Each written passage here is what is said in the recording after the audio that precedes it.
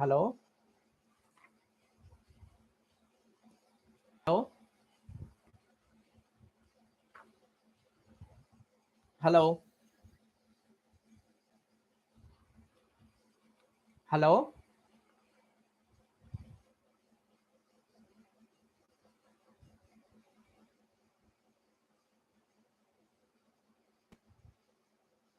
Hello Tarun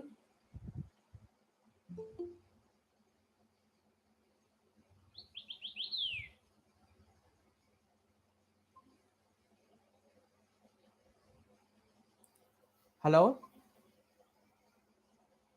good afternoon sir. Good afternoon Mahesh, Tarun, Harinath, ఇంకా ఎవరైనా మీటింగా?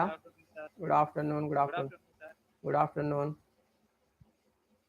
ఇది కొద్దిగా కాస్త అదే టెక్నికల్గా ఇబ్బంది ఉంటే లేట్ అయింది.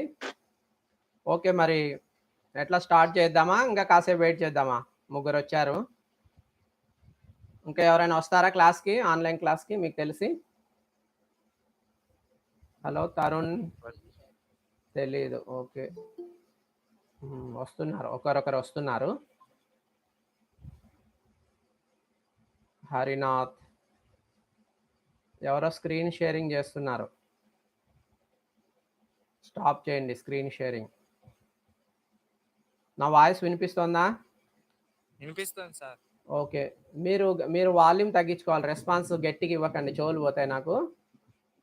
హరినాథ్ మీరు ఏదైనా సరే నేను అడిగినప్పుడు ఆన్సర్ చెప్పేసి మళ్ళీ వెంటనే మ్యూట్లో పెట్టుకోండి. ఓకే ఓకే, మరి అయితే స్టార్ట్ చేసేదా టాపిక్? ఓకే, సరే, మీరు వీడియోస్ ఏమి ఆన్ చేయాల్సిన అవసరం లేదు. ఆన్ చేస్తామంటే ఒకసారి ఒక ఫోటో తీసుకుంటాను, మరి కాసేపు మధ్యలో అట్లా. ప్రస్తుతం మనము ఫస్ట్ పాఠం మొదలు పెడదాం, ఓకేనా? సరే students, in our subject we have already discussed so many topics. Today we are going to discuss about what is openness and the factors that influence the openness, and along with that what are the uses of openness. These are the topics today we are going to discuss. ఈరోజు మనము openness అంటే ఏంటి అంటే, దీన్ని ఓపెన్నెస్ని తెలుగులో నిష్కాపటత్వము అని చెప్పి అంటారు. సో అంటే ఏంటి, తర్వాత ఈ నిష్కాపటత్వము అనేటువంటి దాన్ని ప్రభావితం చేసేటువంటి అంశాలు ఏంటి, అలాగే ఈ నిష్కాపటత్వము వల్ల కలిగేటువంటి ప్రయోజనాలు ఏంటి అనేటువంటి 3 టాపిక్స్ని మనం ఈరోజు డిస్కస్ చేయబోతున్నాం. మొట్టమొదట, వాట్ ఈజ్ ఓపెన్నెస్? నిష్కాపటత్వము అనగా ఏమి? సో నిష్కాపటత్వము అనగా ఎట్టి కపటము లేకుండా బాహాటంగా వ్యవహరించుట, అంటే ఎటువంటి దాపరికం లేకుండా లేదా ఎటువంటి మోసం లేకుండా ఓపెన్గా, బాహాటంగా అంటే అందరికీ తెలిసేలాగా, అందరి కళ్ళ ముందర కనిపించేలాగా, వినిపించేలాగా ఓకే మనం ఏదైనా వ్యవహరిస్తే దాన్ని మనము నిష్కాపటత్వము అని చెప్పి అంటారు. If you behave openly in the other in front of other people, that is called as openness. So without any hindrance, without any cheating, when we are openly discuss or openly share or openly show, then it is called as openness అని చెప్పి మనము చెప్పుకోవచ్చు. So అసలు openness ఎందుకు అంటే, ఒక మాటలో చెప్పాలంటే, ఒక సంస్థ కానీ ఒక కంపెనీ కానీ విజయవంతం కావాలి అని అంటే, తర్వాత ఒక సంస్థ తాను అనుకున్నటువంటి లక్ష్యాల్ని సాధించాలి అని అంటే ఈ ఓపెన్నెస్ అనేటువంటిది చాలా అవసరం. when some company or organization wants to achieve their goal, and when one company wants to success in their production or profits, then the openness is very much necessary for that company. Okay, so ఇంకొక విషయం ఏంటంటే, ఈ openness యొక్క ధ్యేయం ఏంటంటే, ఉద్యోగులందరి భావాలను, వివేచనా దృష్టిని బాహాటంగా ఆహ్వానించటము, అది ఒక సంస్థలో పనిచేసే ఉద్యోగులు ఎట్టి భయం లేకుండా స్వేచ్ఛగా తోటివారితో కలిసిమెలిసి సంభాషించడము అనేటువంటిది ఇక్కడ ఒక ముఖ్య ధ్యేయంగా, ఓపెన్‌నెస్ యొక్క ముఖ్య ధ్యేయంగా మనము చెప్పుకోవచ్చు. అంటే ఏంటంటే ఉద్యోగుల యొక్క భావాలు మరియు వారి యొక్క వివేచనా దృష్టిని ఆహ్వానించటము. సంస్థలో పనిచేసేటువంటి ఉద్యోగులందరికీ కొన్ని భావాలుంటాయి. వాటిని ఇన్వైట్ చేయడం, ఆహ్వానించడం అంటే ఇన్వైట్ చేయడం. We should invite the opinions of the employees or workers who are working under a organisation. Okay. తర్వాత ఆ ఉద్యోగస్తులు ఎటువంటి భయము, సంకోచం లేకుండా స్వేచ్ఛగా తోటివారితో కలిసిమెలిసి బాహాటంగా సంభాషించాలి. అంటే without any fear, okay, with all freedom of expression, employees or workers should share their feelings with their colleagues. That is the atmosphere we should create in a company which will helps in future for the profits and benefits of the company. So ఇది openness యొక్క ధ్యేయం అన్నమాట. Openness యొక్క ధ్యేయం. సరే, the factors that influence the openness. What are the factors that influence the openness అనేటువంటిది ఇప్పుడు మనం చెప్పుకుందాం. సో నిష్కాపటత్వంను ప్రభావితం చేసే అంశాలు ఏంటి అని. సో నిష్కాపటత్వంను ప్రభావితం చేయే అంశాలు ఏవనగా, ఒకటి నష్ట నివారణను ప్రోత్సహించటం. 2 నిర్ణయాలను గైకొనుటలో వికేంద్రీకరణ. 3 సమాచారాన్ని బాహాటంగా పంచుకోవటం. 4 భిన్నత్వానికి విలువ కట్టడం. 5 ఉద్యోగుల భావాలకు విలువనివ్వటం. 6 పారదర్శకత. 7 లాంఛనప్రాయం కాని సమాచారము. ఈ అంశాలన్నీ కూడా నిష్కాపటత్వంని ప్రభావితం చేస్తాయి.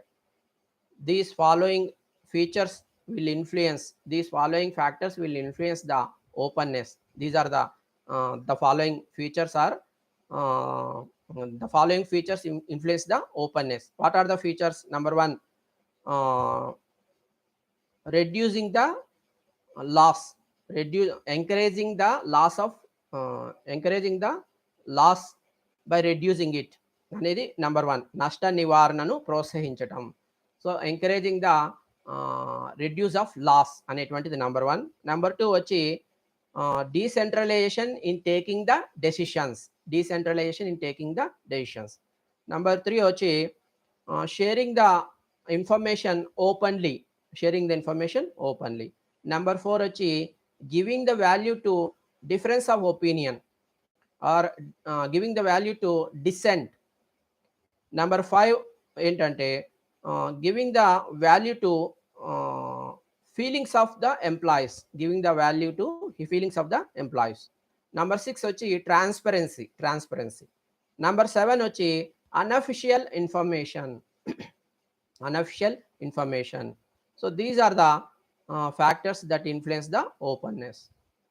సో ఇప్పుడు మనము వన్ బై వన్ ఒక్కొక్క ఫ్యాక్టర్ గురించి, ప్రభావితం చేసేటువంటి ఒక్కొక్క అంశం గురించి వన్ బై వన్ మనము ఇప్పుడు చెప్పుకుందాం. సో మొట్టమొదట నష్ట నివారణను ప్రోత్సహించటం. సో నష్ట నివారణ ప్రోత్సహించటం అనేటువంటి విషయానికి వస్తే, ఒక సంస్థ యొక్క యజమాని తన మాటలతో, తన చేష్టలతో, తన తోటి ఉద్యోగులలో సంస్థ నిర్వహణలో ఎట్టి సమస్యలనైనా ఎదుర్కొనేటట్లు ప్రోత్సహించాలి. సో ఒక కంపెనీ యొక్క యజమాని ఏం చేయాలంటే, తన కంపెనీలో పనిచేసేటువంటి ఉద్యోగుల్లో ఒక రకమైనటువంటి ధైర్యాన్ని, కాన్ఫిడెన్స్‌ని నింపాలి. ఏమిటి, కంపెనీ అన్నాక కొన్ని సాధక బాధకాలు ఉంటాయి, అప్పుడప్పుడు నష్టాలు కూడా వస్తుంటాయి, అనేక సమస్యలు వస్తూ ఉంటాయి. మరి వాటన్నిటిని సంస్థ నిర్వహణలో భాగంగా ఉద్యోగులు ఎదుర్కొనేలాగా యజమాని ఏం చేయాలంటే, తన మాటలతో, చేష్టలతో ప్రోత్సాహాన్ని అందించాలి. So a manager of A company should encourage his employees with his talks, with his dialogues, and with his signals for doing any work for the benefit of the company and facing any problem which will occur while doing their job. This is the encouragement that should be given by the manager towards his employees అనేటువంటిది ఇక్కడ ఒక ముఖ్యమైనటువంటి విషయం. తర్వాత దీనికి తగిన రీతిలో ప్రతిఫలం చెల్లించాలి. మరి ఎటువంటి సమస్య వచ్చినా కంపెనీకి ఉద్యోగులు ఎదుర్కొనేలాగా మనం ప్రోత్సాహం ఇవ్వడం మాత్రమే కాకుండా వారికి ఏం చేయాలంటే ఆ ఉద్యోగులకి తగిన ప్రతిఫలాన్ని కూడా తగిన రీతిలో ఇవ్వాలి. ఏ ప్రాబ్లమ్ వచ్చినా ఉద్యోగ కింద పనిచేసే ఎంప్లాయీస్ ఫేస్ చేస్తున్నారు కాబట్టి దానికి ప్రతిఫలం కూడా ఇవ్వాలి. అలాగే ఈ సృజనాత్మకత, నూతన కల్పనలు ఏవైనా ఉంటే వాటిని కూడా ప్రోత్సహించాలి. ఎందుకంటే అది నష్ట నివారణకి అది దోహదం చేస్తుందనమాట. సో, పనిచేసే ఉద్యోగుల్లో సృజనాత్మకత అంటే క్రియేటివిటీ అంటారు.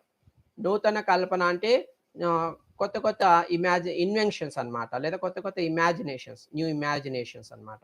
వాటిని కూడా వాటిని కూడా ఎంకరేజ్ చేయాలి యజమాని. ఎందుకంటే అవన్నీ కూడా కంపెనీ యొక్క నష్టాల్ని నివారిస్తాయన్నమాట. So, a manager of a company should encourage his employees when his employees are very much creative and they are having when they imaginate when they imagine newly, create something newly, then that employer should get encouragement from his manager. That is very much necessary. And he should be encouraged by giving some profit, by giving some gift uh, to employees by the manager. Okay. తర్వాత ఇవన్నీ లేకపోతే ఏమవుతుందంటే సంస్థ మనుగడ అనేటువంటిది ప్రశ్నార్థకం అవుతుందనమాట. ఉద్యోగుల్ని ప్రోత్సహించకపోతే, వాళ్ళకి తగిన రీతిలో ప్రతిఫలం ఇవ్వకపోతే, ఓకే, సంస్థ మనుగడ ప్రశ్నార్థకం అవుతుంది. తర్వాత నష్ట నివారణ అనేటువంటి సంస్కృతి ఏదైతే ఉందో అది సాధ్యం కాదనమాట. సో, నష్ట నివారణ అనేటువంటి అనే సంస్కృతిని కంపెనీ యాజమాన్యము, కంపెనీ నిర్వహణలో భాగంగా సాధించాలి అంటే ఖచ్చితంగా సంస్థలో జరిగిన పొరపాట్లను నేర్చుకునే అవకాశాలుగా మలుచుకోవాలి. సో, సంస్థ యొక్క నిర్వహణలో భాగంగా యజమాని కానీ, ఉద్యోగులు కానీ కొన్ని పొరపాట్లు చేస్తూ ఉంటారు. వాటి నుంచి ఆ పొరపాట్లని వారేం చేయాలంటే ఒక అవకాశంగా తీసుకొని దాని నుంచి భవిష్యత్తులో మరి పొరపాట్లు చేయకుండా నేర్చుకోవాలి. గుణపాఠాలు నేర్చుకోవాలన్నమాట. The mistakes committed by the employees and manager should be the lessons for their future. So, manager and employee should be ready for learning from those mistakes, and they should take these as opportunities for not doing mistakes in their future. Okay. So, అదనమాట. Next point నిర్ణయాలను గైకొనుటలో వికేంద్రీకరణ. So, decentralisation in taking the decisions అని ఇంగ్లీష్‌లో చెప్పుకోవచ్చు. నేను ఇంగ్లీష్‌లో ఎందుకు explain చేస్తున్నానంటే మీరు ఇంగ్లీష్ మీడియం స్టూడెంట్స్ కాబట్టి కొద్దిమంది మీలో ఇంగ్లీష్ మీడియంలో పరీక్ష రాస్తారు కాబట్టి ఇంగ్లీష్ మీడియంలో ఎక్స్‌ప్లెయిన్ చేస్తున్నా. మీరందరూ తెలుగు మీడియంలో పరీక్ష రాస్తారా? ఇంగ్లీష్ మీడియంలో కొద్దిమంది రాసేవాళ్ళు ఉన్నారా? చెప్పండి ఎవరైనా సమాధానం. ఇంగ్లీష్ మీడియంలో రాసేవాళ్ళు ఎవరైనా ఉన్నారా ఇందులో? ఓకే. ఏం పేరు? మహేష్. ఓకే. ఇంకెవరు లేరా మహేష్ కాకుండా? ఓకే. మిగతా వాళ్ళంతా తెలుగులో రాస్తారు. No problem. నేను 2 మీడియమ్స్‌లో ఎక్స్‌ప్లెయిన్ చేస్తున్నాను. మీకు హెల్ప్ అవుతుందని. ఓకే. నెక్స్ట్ పాయింట్ వచ్చి decentralisation in taking the decisions అన్నమాట. సో, ఏంటి decentralisation in taking the decisions అంటే ఇది యాక్చువల్‌గా అయితే ఇది చాలా ఇంపార్టెంట్, చాలా ముఖ్యమైనటువంటిది. అత్యంత ఆవశ్యకమైనటువంటిది డీసెంట్రలైజేషన్ టేకింగ్ ద డెసిషన్స్ అనేటువంటిది. సో, ఇది ఏం చేస్తుందంటే సంస్థ తన నిర్ణయాలను బాహాటంగా ప్రకటిస్తుంది. ఒక నిమిషము నేను ఒక స్నాప్ తీసుకుంటాను. మాకు ఎవిడెన్స్ అడుగుతూ ఉంటారు.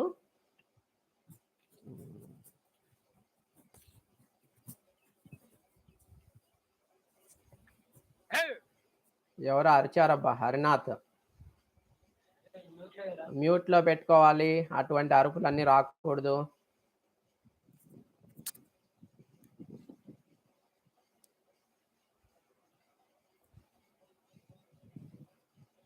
నేను కంటిన్యూ చేస్తాను. ఒక నిమిషము.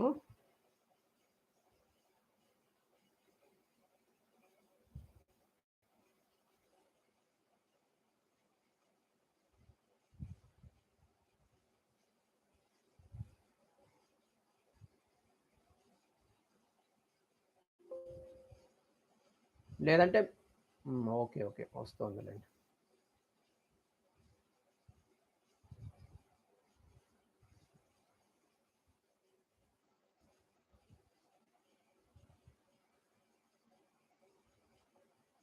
మీలో ఎవరికైనా ఈ నాలెడ్జ్ ఉంటే మీరైనా కూడా క్లాస్ జరిగేటప్పుడు మధ్యలో ఒకసారి అట్లా ఫోటో తీసి పెట్టుకోగలిగితే రికార్డుకి మళ్ళీ మనకు వాట్సాప్ గ్రూప్లో షేర్ చేస్తే సరిపోతుంది. సో ఒక్క నిమిషము అటెండెన్స్ తీసుకుంటున్నా. అటెండెన్స్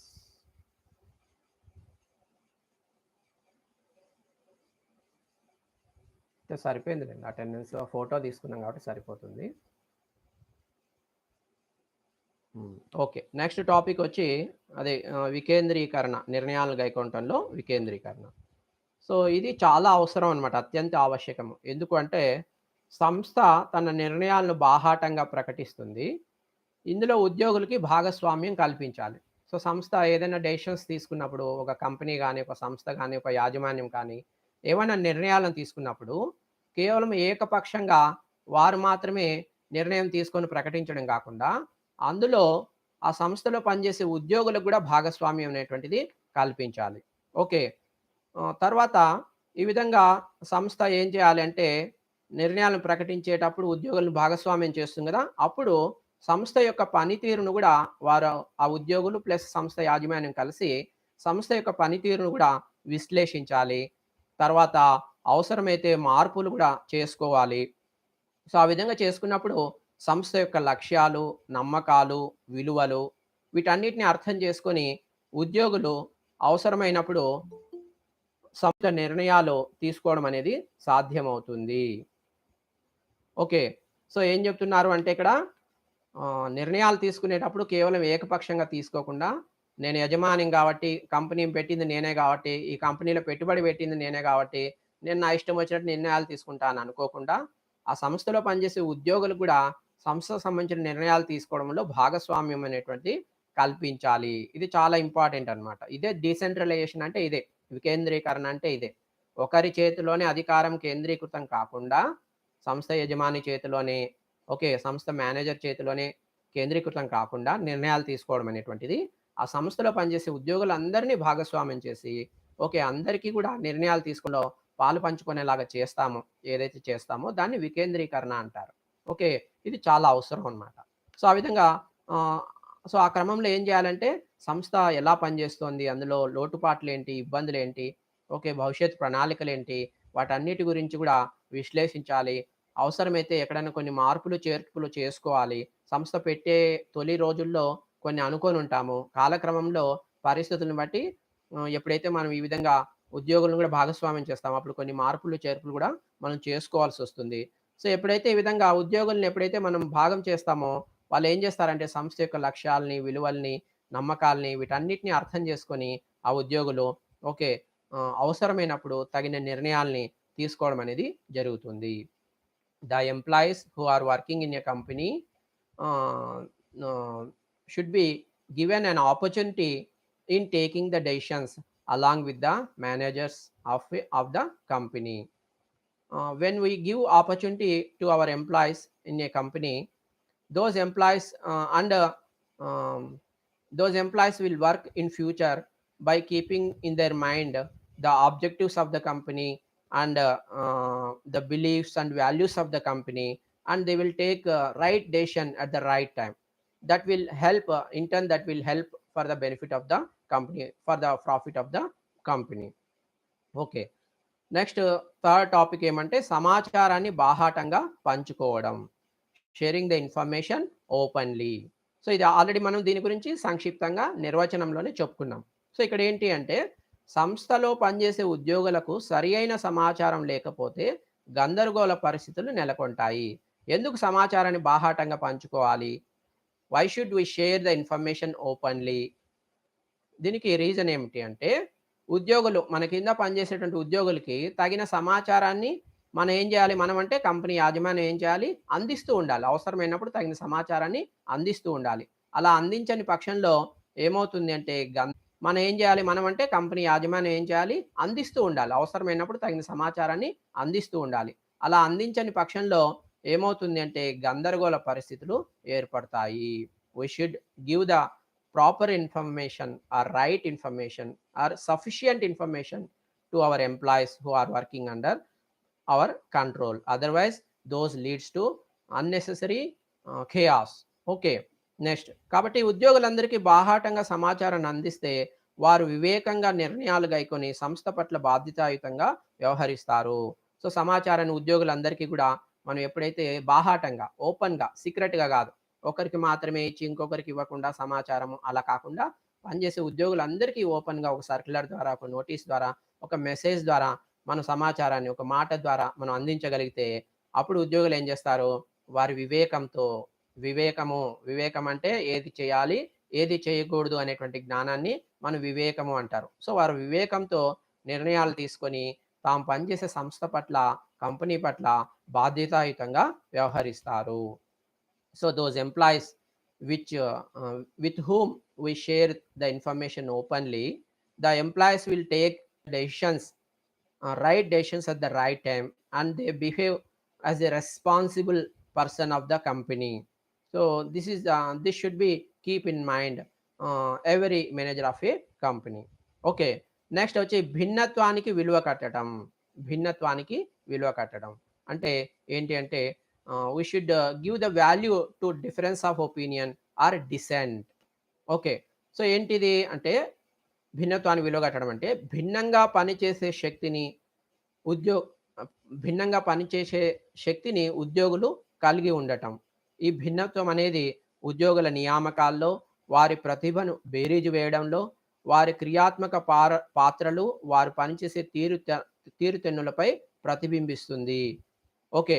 సో ఇదేంటి అంటే భిన్నంగా పనిచేసే శక్తిని ఉద్యోగులు కలిగి ఉండేలాగా అటువంటి ఉద్యోగుల్ని మనము ఆహ్,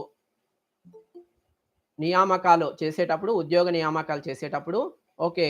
ఆ ఉద్యోగిలో భిన్నంగా పనిచేసేటువంటి లక్షణాలు గాని, శక్తి గాని ఉందా లేదా అని చూసి పరిశీలించి అటువంటి ఉద్యోగుల్ని కంపెనీలో ఉండేలాగా చేసుకోవాలన్నమాట.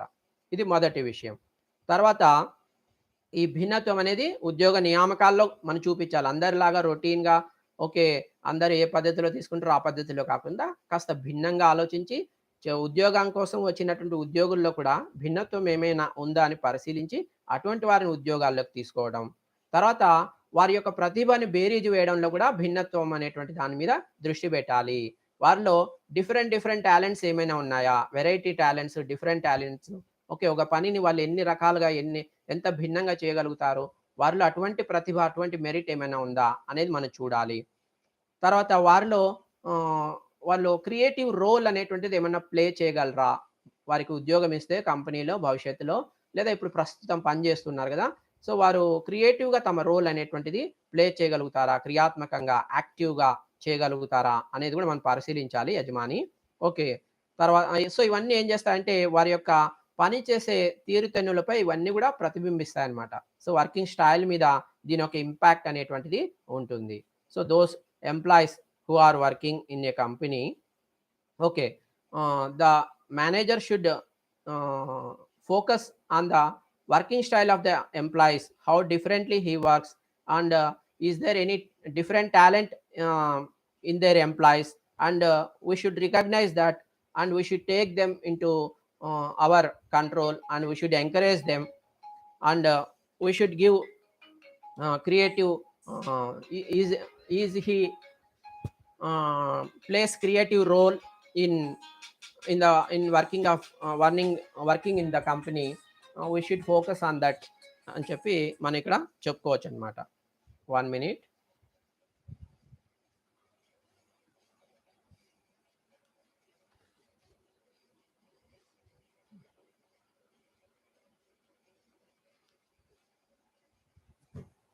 ఓకే. నెక్స్ట్ భిన్నత్వానికి విలువ కట్టడం. సో, భిన్నత్వానికి విలువ కట్టడం అంటే భిన్నంగా మనం ఏదైనా ఆలోచనలు చేసినా ఓకే. ఇందాక అదే చెప్పుకుంటున్నాం గదా! ఓకే. సో, ఇందులో నెక్స్ట్ ఏంటంటే ఈ విధంగా చేయడం వల్ల ఏమవుతుంది? దీనివల్ల లాభం ఏంటి అనేది మనం ఒకసారి పరిశీలించి చూస్తే ఉద్యోగుల యొక్క శక్తి సామర్థ్యాలు మరియు సంస్థ యొక్క ఉత్పత్తి స్థాయి పెరుగుతుంది. సో, ఎప్పుడైతే ఉద్యోగుల్లో ఉండే ప్రతిభను బేరీజు వేసే దాంట్లో మనం భిన్నత్వం మీద దృష్టి పెడతామో, ఉద్యోగ నియామకాల్లో భిన్నత్వం మీద దృష్టి పెడతామో, భిన్నంగా పనిచేసే శక్తి ఉన్న ఉద్యోగుల్ని మనం కలిగి ఉంటామో, తర్వాత మన ఉద్యోగులు వారి యొక్క పాత్రని క్రియాత్మకంగా నెరవేరుస్తారో, సో, ఇవన్నీ గూడా మనకు దేనికి దారి తీస్తాయి? వీటి వల్ల ఎటువంటి ప్రయోజనం ఉన్నాయి అంటే ఉద్యోగుల యొక్క శక్తి సామర్థ్యాలు పెరుగుతాయి. సంస్థ యొక్క ఉత్పత్తి స్థాయి కూడా పెరుగుతుంది. సో, ఉద్యోగుల్లో శక్తి సామర్థ్యాలు పనిచేసే శక్తి సామర్థ్యాలు ఏవైతే ఉంటాయో అవి పెరుగుతాయి. ఎప్పుడు వారిలో భిన్నత్వం ఉంది. వాళ్ళు మిగతా వారికంటే ప్రత్యేకంగా చేస్తారు అనే దాన్ని నువ్వు గుర్తించి ప్రోత్సహించినప్పుడు ఏమవుతుందంటే ఖచ్చితంగా వారు తమ శక్తి సామర్థ్యాల్ని మరింత పెంచుకొని మరింత బాగా పనిచేయడం అనేది సాధ్యమవుతుంది. ఒకటి. 2 సంస్థ యొక్క ఉత్పత్తి స్థాయి గూడా పెరుగుతుంది. సో, సంస్థ మనం ఒక కంపెనీ ద్వారా అనేక రకాల వస్తువుల్ని, ప్రొడక్ట్స్‌ని ఉత్పత్తి చేస్తూ ఉంటాము. అది గూడా పెరగడం అనేటువంటిది సాధ్యమవుతుంది. అంటే రొటీన్‌గా అందరిలాగా కాకుండా ఎప్పుడైతే భిన్నంగా ఉద్యోగులు పనిచేస్తారో, దాని ప్రభావం సంస్థ యొక్క ఉత్పత్తి మీద గూడా ఉంటుందన్నమాట. So, this is the first benefit. ఏంటి ఫస్ట్ బెనిఫిట్ అంటే the working capacities or competencies of the employees will increase with that openness when we give value to the difference of opinion or dissent. With that, what will happen? The working capacity or competencies of the employees will improve, and the production of the company will also improve అన్నమాట. So, రెండవది వచ్చి భిన్న దృక్పథం గల వినియోగదారు ఆకాంక్షలను సంస్థ తగు రీతిలో స్పందిస్తుంది. సో, ఒక సంస్థ అనేక రకాల ఉత్పత్తులు చేస్తూ ఉంటుంది. అయితే ఏమవుతుందంటే సంస్థ ఎన్ని ప్రొడక్ట్స్, ఎన్ని ఉత్పత్తులు చేసినప్పటికీ గూడా, ఆ సంస్థ యొక్క ఉత్పత్తులను కొనేటువంటి వినియోగదారుల యొక్క మనస్తత్వము, లేకుంటే అలవాట్లు, అభిరుచులు కాలక్రమంలో మారుతూ ఉంటాయన్నమాట. తర్వాత వినియోగదారుల్లో ఒక భిన్నత్వం అనేది మనకు కనిపిస్తుంది. అందరూ ఒకే రకమైనటువంటి వస్తువుల్ని, ఉత్పత్తుల్ని ఇష్టపడరు. ఓకే. సో, వినియోగదారుల యొక్క ఆకాంక్షలు ఎలా ఉన్నాయి? వారి అభిరుచులు ఎలా ఉన్నాయి? ఓకే. వీటిని వారి యొక్క దృక్పథం ఎలా ఉంది? ఎంత భిన్నంగా ఉంది? అనేటువంటి దాన్ని దృష్టిలో పెట్టుకొని సంస్థ స్పందించాలి అంటే, ఆ సంస్థలో పనిచేసేటువంటి ఉద్యోగులు గూడా భిన్నంగా పనిచేసేవారు అయి ఉండాలి. భిన్నమైనటువంటి ప్రతిభని కలిగి ఉండాలి. ఇది మనం మొదటే చెప్పుకున్నామనమాట. ఓకే. సో, కస్టమర్‌లు ఉదాహరణకు చెప్పాలంటే ఒకానొక కాలంలో మైసూర్ శాండల్ సోప్ లేదా మెడిమెక్స్ అనేటువంటి సోప్‌ని ప్రజలు ఎక్కువగా లైఫ్ బాయ్ అంటారే ఆ సోప్‌ని ఎక్కువగా ప్రజలు కొనుక్కునేవారు. కానీ కాలం మారుతూ వచ్చింది. ఒక 10, 15 ఏళ్ళు దాటేసరికి లైఫ్ బాయ్ సోప్‌ని కొనడం మానేశారు. అసహించుకోవడం మొదలుపెట్టారు. ఎక్కువ మంది లక్స్ అనేటువంటి సోప్‌ని కొనడం మొదలుపెట్టారు. అది గూడా అట్లా మనం మరి కొంత కాలానికి పోయేసరికి లక్స్ అనే సోప్ గూడా పక్కన పడిపోయి, మరి ఇంకొక సోపుని ఎక్కువ కొనడం అనేది జరుగుతుంది. సో, ఏమిటిది అంటే వినియోగదారుల యొక్క అభిరుచులు, ఆకాంక్షలు వీటిలో భిన్నత్వము, మార్పు అనేటువంటిది కాలక్రమంలో వస్తూ ఉంటుంది. వాటికి తగిన రీతిలో కంపెనీ ఆలోచించి, స్పందించి దానికి తగినట్టుగా ఉత్పత్తులు చేయడం అనేది చాలా అవసరం అన్నమాట. ఓకే. అది ఎప్పుడు చేయగలుగుతుంది కంపెనీ అంటే, ఆ కంపెనీలో పనిచేసేటటువంటి ఉద్యోగుల్లో భిన్నత్వం ఉన్నప్పుడు, భిన్నమైన ప్రతిభ కలిగినటువంటి ఉద్యోగుల్ని కంపెనీ తీసుకున్నప్పుడు మాత్రమే ఇది సాధ్యమవుతుంది. Okay. The different taste of the customers basing on the different taste of the customers company should respond and accordingly company should produce his its products. It is possible when company differently working employees are there, then it is possible అని చెప్పి ఇక్కడ చెప్తూ ఉన్నారనమాట. తర్వాత మన చుట్టూ ఉన్న సమాజాలతో మంచి సంబంధాలు కలిగి ఉండుట. మనం ఇందాక చెప్పుకున్నాం గదా! దానివల్ల మరొక ప్రయోజనం ఏంటంటే, సో, మన చుట్టూ ఉండేటువంటి సమాజంతో సంబంధాలు మంచిగా ఉండాలి. ఎవరికి? ఒక సంస్థకి, సంస్థలో పనిచేసే యజమానికి, ఉద్యోగులకి ఓకే. కేవలం వారికి మాత్రమే కాకుండా, సంస్థ పనిచేసే వారి మధ్యనే కాకుండా, వారి చుట్టూ ఉండేటువంటి సమాజంతో కూడా మంచి సంబంధాలు ఉండాలి. ఉండాలా లేదా?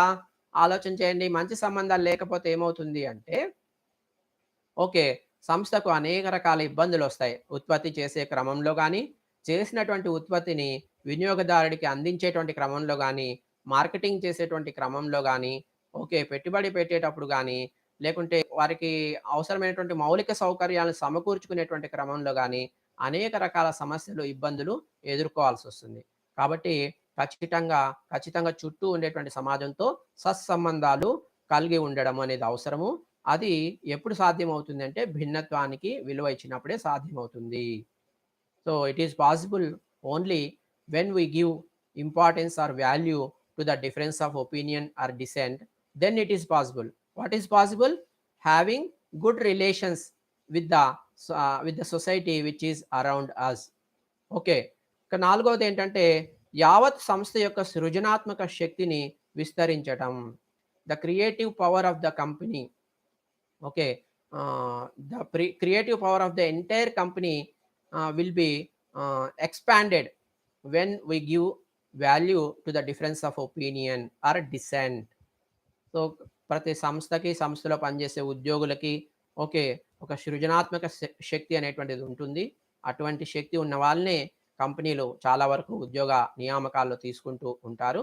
అయితే ఆ సృజనాత్మక శక్తి అనేది ఒక ఉద్యోగికే పరిమితం కాకుండా, ఒక విభాగానికే పరిమితం కాకుండా, యావత్ సంస్థకి ఆ సృజనాత్మక శక్తిని విస్తరించాలి అంటే అది ఎప్పుడు సాధ్యమవుతుంది అంటే ఆ భిన్నత్వానికి విలువ కట్టినప్పుడు మాత్రమే సాధ్యమవుతుంది. So it is possible only then when we give value or importance to the difference of opinion. Which is possible? The creative power of the company is expanded only when we give value to the difference of opinion అని చెప్పి చెప్తూ ఉన్నారన్నమాట. తర్వాత ఉద్యోగుల భావాలకు విలువనివ్వటం. ఉద్యోగుల భావాలకి ఈ ఓపెన్నెస్‌లో భాగంగా ఓపెన్నెస్‌ను ప్రభావితం చేసే ముఖ్య అంశాలలో ఇదొక అంశం. ఉద్యోగుల భావాలకు విలువనివ్వటం. సో ఇందాక మనం బ్రీఫ్‌గా మధ్య మధ్యలో ఈ విషయం మనకు వస్తూ ఉందన్నమాట. సో ఇప్పుడు డీటెయిల్‌గా చూద్దాం. ఉద్యోగుల భావాలకు విలువనిచ్చినట్లయితే వారు సంస్థ పట్ల ఎక్కువ విధేయతతో పనిచేస్తారు. అవునా కాదా? ఖచ్చితంగా పనిచేస్తారు.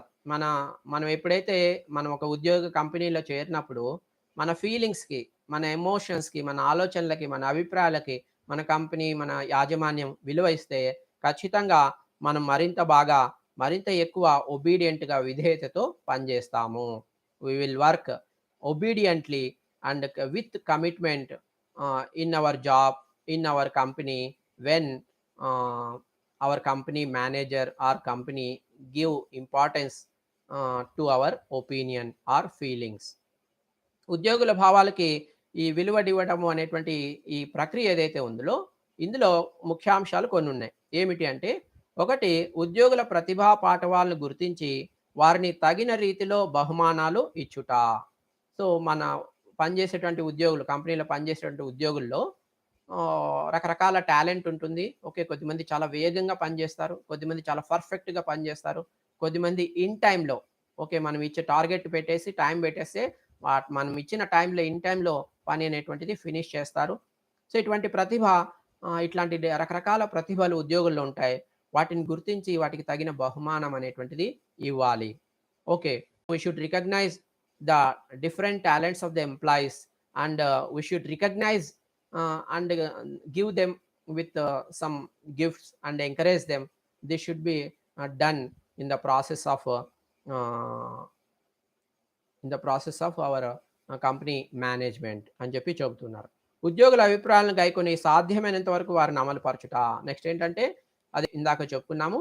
సో కంపెనీలో పనిచేసే ఉద్యోగుల యొక్క అభిప్రాయాలను తీసుకోవడం అంటే ఊరికే విని వదిలేయడం కాకుండా ఎంతవరకు సాధ్యమైతే అంతవరకు వాటిని అమలుపరిచేటువంటి ప్రయత్నం కూడా చేయాలి.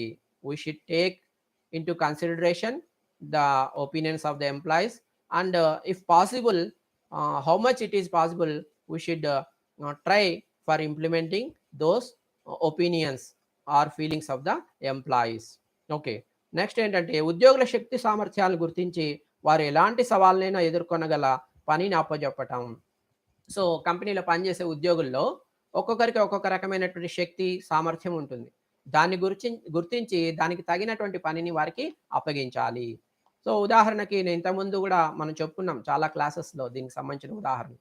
సో కంపెనీలో పనిచేసే ఉద్యోగుల్లో కొద్దిమంది ఈ టెక్నికల్‌గా చాలా మంచి నాలెడ్జ్ కలిగి ఉంటారనమాట. అంటే ఉదాహరణకు కంప్యూటర్ నాలెడ్జ్ కావచ్చు, లేదా మొబైల్ నాలెడ్జ్ కావచ్చు, ఇటువంటిదన్నమాట. చాలా ఫాస్ట్‌గా ఇన్ఫర్మేషన్ షేర్ చేయడం గానీ, టైప్ చేయడం గానీ, లేకుంటే గ్రాస్ప్ చేయడం గానీ కొద్దిమందిలో ఉంటుందన్నమాట. కొద్దిమంది చాలా చక్కగా మాట్లాడతారు. కొద్దిమంది చాలా చక్కగా కన్విన్స్ చేయగలుగుతారు, ఒప్పించగలుగుతారు. ఓకే. సో ఇట్లా డిఫరెంట్ టాలెంట్స్ ఉంటాయి ఉద్యోగుల్లో. మనం వాటన్నిటిని గుర్తించడం ఒకటి, వారి యొక్క శక్తి సామర్థ్యాలను గుర్తించడం, దానికి తగినటువంటి పనిని వారికి అప్పజెప్పడం, దానికి తగినటువంటి బాధ్యతని వారికి అప్పజెప్పటం. సో ఈ పనికి ఈ ఉద్యోగి అయితే సరిపోతాడు, లేదా ఈ పని ఈ ఉద్యోగి బాగా చేస్తాడు అని మనం అంటే ఇక్కడ యజమాని, కంపెనీ యొక్క యజమాని చేయాలన్నమాట. అలా చేయడమే ఉద్యోగుల భావాలకు విలువనివ్వటం అవుతుంది. So what what should be done? The manager should be done the manager should do that. What are the capacities or powers of the employees? First of all, they should recognize and give them responsibility accordingly, basing on their talent or power or competency or capacity. We should give them responsibility. Then only those employees will face any sort of challenges which will occur in their job. Okay, so ఎలాంటి సవాళ్ళనైనా ఎదుర్కోగలిగేటువంటి పనిని వారికి మనం అప్పజెప్పితే సంస్థ ఖచ్చితంగా బాగుపడుతుంది. ఇంకా చివరిగా ఇందులో చెప్పుకోవాల్సి వస్తే ఉద్యోగులకు అభివాదం చేయడం, నమస్కారం అని చెప్పి అభివాదం చేయటం. సో సంస్థ యజమాని, సంస్థ యాజమాన్యము లేదా యజమాని, మేనేజర్ ఎవరైతే ఉన్నారో వారు తమ కింద పనిచేసేటువంటి ఉద్యోగుల పట్ల మేము చాలా పెద్ద గొప్ప, మేము బాస్, మేము యజమాని అనే ఫీలింగ్ లేకుండా అందరం ఒక సంస్థలో పనిచేస్తున్నాము, అందరము సాటి ఉద్యోగులమే అనేటువంటి ఒక భావన కలిగి ఉండి, ఒక సమానమైనటువంటి భావన కలిగి ఉండి వారిని గౌరవించడం, వారికి నమస్కారం పెట్టడం, వారికి అభివాదం చేయడం, వారికి విషెస్ చెప్పడము అనేటువంటి ఒక సంస్కృతిని డెవలప్ చేసుకోవాలి. ఓకే, ఆ డెవలప్ చేసుకున్నప్పుడు అది అల్టిమేట్గా సంస్థ యొక్క లాభాలకి, సంస్థ యొక్క అభివృద్ధికి దోహదం చేస్తుంది అని చెప్పి చెబుతున్నారు. ఇది ఉద్యోగుల అభిప్రాయాలకు విలువనివ్వడం అంటే ఇది కూడా వస్తుందన్నమాట. So we should salute or we should wish the employees who are working in our company every day, every time with a smiling face and giving them respect and considering their opinions. All this should be done for the benefit of the company అని చెప్పి ఇక్కడ చెబుతూ ఉన్నారనమాట. ఇక next వచ్చి పారదర్శకత. దీన్ని ఇంగ్లీష్లో ట్రాన్స్పరెన్సీ అని చెప్పి అంటారు. సో పారదర్శకత అనేది ఈ నిష్కాపటత్వానికి ముఖ్యమైనటువంటి దోహదకారి అనమాట. ఓకే, ఒక సంస్థలో పారదర్శకతను ద్విగుణీకృతం చేయడానికి అనేక మార్గాలు ఉన్నాయి. అంటే ఈ పారదర్శకత అంటే వినండి, మనకి ఒక అద్దంలో లేకుంటే ఒక గాజు గ్లాసు మనము కంటికి అడ్డంగా పెట్టుకొని చూస్తే అవతల గాజు గ్లాసుకి అవతల ఉండేటువంటి వస్తువు మనకి ఎంత స్పష్టంగా కనిపిస్తుందో దాన్ని పారదర్శకత అని చెప్పి చెప్పుకోవచ్చు. ఉన్నది ఉన్నట్టుగా కనిపించడం అన్నమాట. ఓకే, సో ఒక సంస్థలో పారదర్శకతను ద్విగుణీకృతం చేయడానికి అనేక మార్గాలు ఉన్నాయి. సో ఒక సంస్థ అన్న తర్వాత ముఖ్యంగా మనం ఇందాక చెప్పుకున్నాం, ఓపెన్నెస్ అనేటువంటి దాన్ని ప్రభావితం చేసే ముఖ్యమైనటువంటి అంశం ఈ పారదర్శకత. సో ఈ పారదర్శకతని మనం ఎప్పుడు సంస్థ యాజమాన్యం ఏం చేయాలంటే దాన్ని రెట్టింపు చేసుకోవాలి. సో అలా రెట్టింపు చేసుకోవాలి అంటే దానికి అనేక మార్గాలు ఉన్నాయి. ఓకే, ఏమిటి ఆ మార్గాలంటే, ఒకటి, ప్రాజెక్టులో పనిచేసే ఉద్యోగులందరికీ అవసరమైన సాధన సంపత్తిని కల్పించాలి. సో కంపెనీలో పనిచేసే ఉద్యోగులందరికీ ఏం సమకూర్చాలి, వారికి ఏ సాధనాలు అవసరమవుతాయి, వారికి ఎంత సంపత్తి అవసరమవుతుంది గుర్తించి వాటిని సమకూర్చాలి. ఇది పారదర్శకతలో ఇదొక భాగం అన్నమాట. ఇలా చేస్తే పారదర్శకత అనేది రెట్టింపు అవుతుంది, డబల్ అవుతుంది. ద్విగుణీకృతం కావడం అంటే డబల్ కావటం. So we can double the transparency when we provide all the infrastructure, facilities and property to the employees, whatever is needed. Okay, next, కొన్ని నిర్ణయాలు కైకొనటం వలన ఇబ్బంది పడ్డ వారికి వానిని పునఃసమీక్షించుకొని లోపాలను సవరించుకునే అవకాశం కల్పించి కార్యోన్ముఖుల్ని చేయాలి. ఈ పారదర్శకతని ద్విగుణీకృతం చేయడానికి మరొక పాయింట్ ఏంటంటే, నిర్ణయాలు కైకొనటం వల్ల ఇబ్బంది పడ్డ వారికి. సో మనం కంపెనీలో పనిచేసేటప్పుడు కొన్ని సందర్భాల్లో కొన్ని నిర్ణయాలు తీసుకుంటాం. అయితే ఆ నిర్ణయాల వల్ల ఏమవుతుంది అంటే మనం ఇబ్బంది పడుతూ ఉంటాం. అన్నిసార్లు మనం తీసుకున్న నిర్ణయాల వల్ల మంచి ఫలితాలే రావు. ఒక్కొక్కసారి మనం ఆశించిన దానికి భిన్నమైనటువంటి ఫలితం వచ్చి మనం కానీ, యాజమాన్యం కానీ, సంస్థ కానీ ఇబ్బంది పడటం జరుగుతుంది. ఓకే, ఆ విధంగా ఇబ్బంది పడ్డ వారికి మనము ఒక అవకాశం ఇవ్వాలి. ఏం అవకాశం అంటే పునఃసమీక్షించుకోవటం. వారు నిర్ణయాలు తీసుకోవడంలో ఎక్కడ పొరపాటు చేశారు, సో మరి ఇప్పుడు ఎటువంటి నిర్ణయం తీసుకుంటే ఇంతకుముందు జరిగిన పొరపాటు జరగదు, ఇబ్బందులు ఇంతకుముందు వచ్చిన ఇబ్బందులు రావు అనేటువంటిది దాన్ని పునఃసమీక్ష అని చెప్పి అంటారు. అటువంటి అవకాశాన్ని కల్పించాలి. తర్వాత లోపాలను సవరించుకునే అవకాశం కూడా కల్పించాలి. ఓకే, పునఃసమీక్షించుకోవడం, వాళ్ళు ఎక్కడెక్కడ లోపం, వాళ్ళ తీసుకున్న నిర్ణయంలో ఎక్కడ లోపం ఉంది, ఎక్కడ తప్పులు చేస్తున్నారు, వాటన్నిటిని సవరించుకునేటువంటి అవకాశం కల్పించి ఆ ఉద్యోగుల్ని మళ్ళీ కార్యోన్ముఖం చేయడం, మరింత బాగా తమ పనిని బాగా చేయటం, పనిలో మళ్ళీ నిమగ్నమై, లీనమై సంస్థ యొక్క లక్ష్యాలు, ధ్యేయాలకు అనుగుణంగా సంస్థకు లాభాలను ఆర్జించి పెట్టడం కోసం అంకిత భావంతో ఉద్యోగులు మళ్ళీ కార్యోన్ముఖులు అయ్యేలాగా చేయడం అనేటువంటిది అవసరం అన్నమాట. Okay.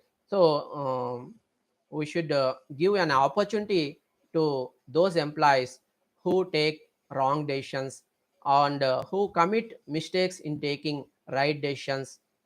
We should give an opportunity for reviewing and realizing about their mistakes. Okay. And we should encourage them again and again for doing work with the commitment for the benefit of the company. Okay.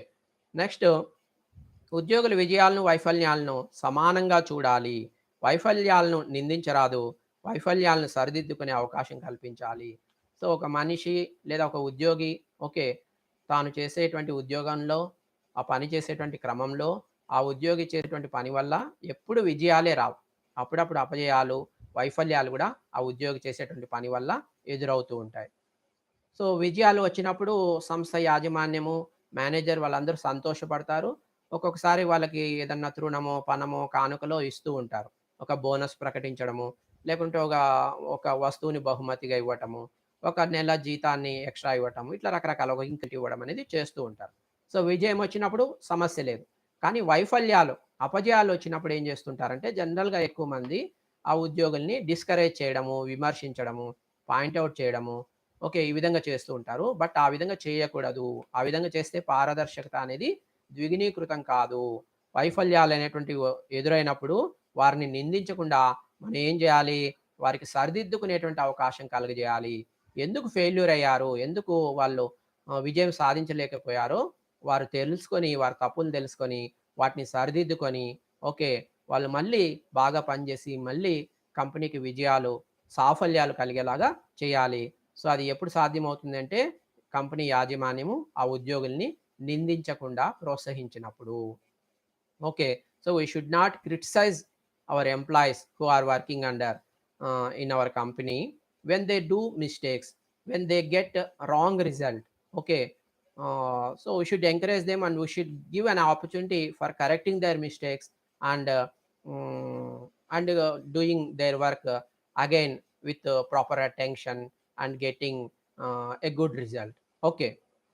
తర్వాత సంస్థ లక్ష్యాలను బాహాటంగా అందరికీ అర్థమయ్యేటట్లు వివరించాలి. ఈ పారదర్శకత ద్విగుణీకృతం కావాలంటే ఇంకొకటి ఏం చేయాలి అంటే సంస్థ యొక్క లక్ష్యాలేంటి? మనం ఒక సంస్థ పెట్టాము, కంపెనీ పెట్టాము. దాని యొక్క టార్గెట్స్ ఏంటి? దాని ఎయిమ్స్ ఏంటి? ఆబ్జెక్టివ్స్ ఏంటి? లక్ష్యాలేంటి? ఉద్దేశాలేంటి? ఏ ఉద్దేశంతో పెట్టాం? ఏ లక్ష్యంతో పెట్టాం? వాటిని మనం ఏం చేయాలి? మన కింద పనిచేసే ఉద్యోగులందరికీ బాహాటంగా అంటే ఓపెన్‌గా మనము వారికి అర్థమయ్యేటట్లుగా వివరించాలి. We should explain what is the intention of establishing the company, what are the objectives and aims of the company, to whom, to our employees who are working,